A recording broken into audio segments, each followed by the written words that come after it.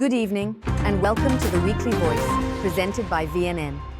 Bringing you today's top 10 Canadian news stories on May 23, 2025. Let's get started. U.S. Ambassador Pete Hoekstra told CBC's The House that Canadians should move on from President Trump's controversial 51st state remark. Speaking ahead of King Charles III's throne speech in Ottawa, Hoekstra said, "If there's a message Canada wants to send Washington, it should go straight to Trump." While reaffirming that no political merger is on the table, Hoekstra pivoted to trade, stressing that meaningful discussions are underway and that the ball is now in Canada's court regarding tariff proposals. According to the Treasury Board, nearly 10,000 public service jobs were cut in the past year, most of them at the Canada Revenue Agency.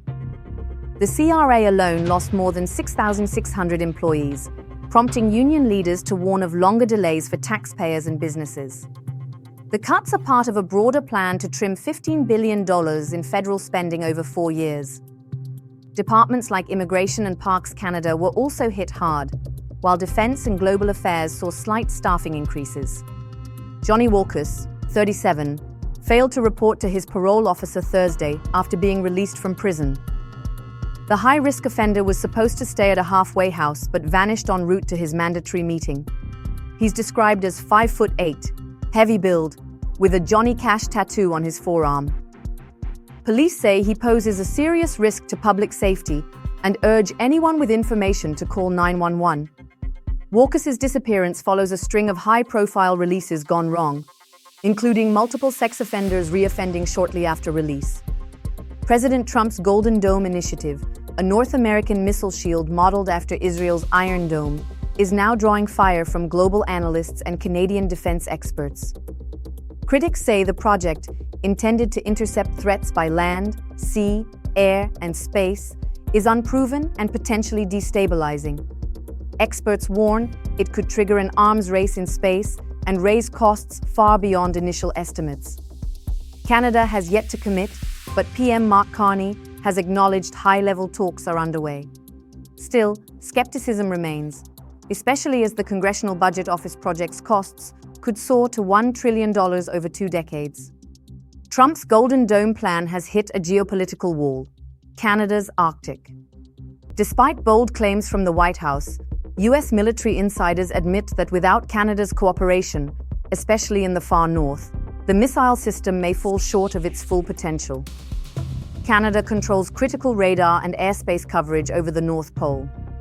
And while Ottawa has invested billions in NORAD upgrades, the Carney government hasn't endorsed hosting interceptors or defense assets on Canadian soil just yet. Labour Minister David Piccini has announced that Ontario will be the first province in Canada to require AEDs, automated external defibrillators, on construction sites. The rule will apply to projects lasting at least 3 months, with 20 or more workers.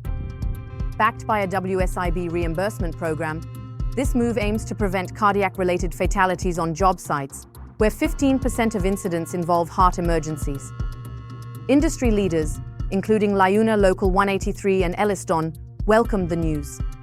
A $45 million plan to build a premium Marriott hotel right on Beach Area 1, promising to turn the seasonal town into a year-round destination.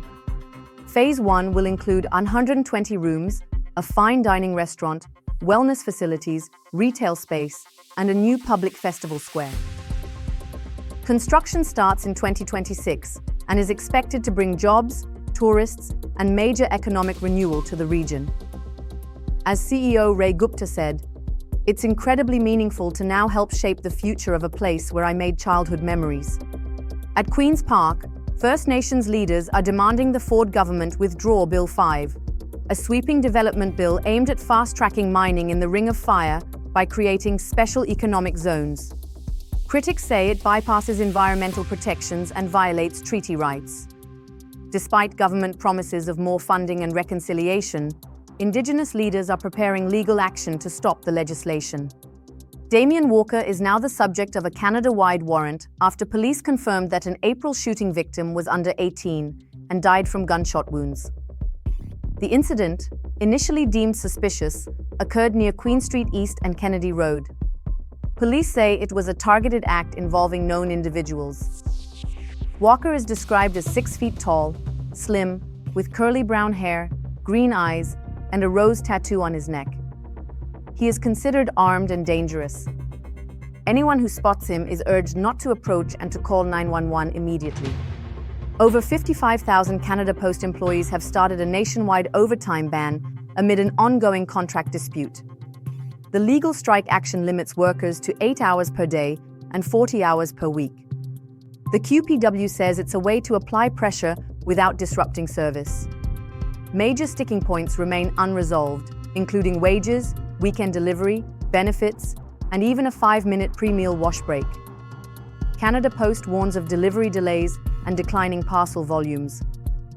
With over $3 billion in pre-tax losses since 2018 and a government loan of $1 billion issued earlier this year, tensions are high. If talks fail, Canadians could face another full-on strike.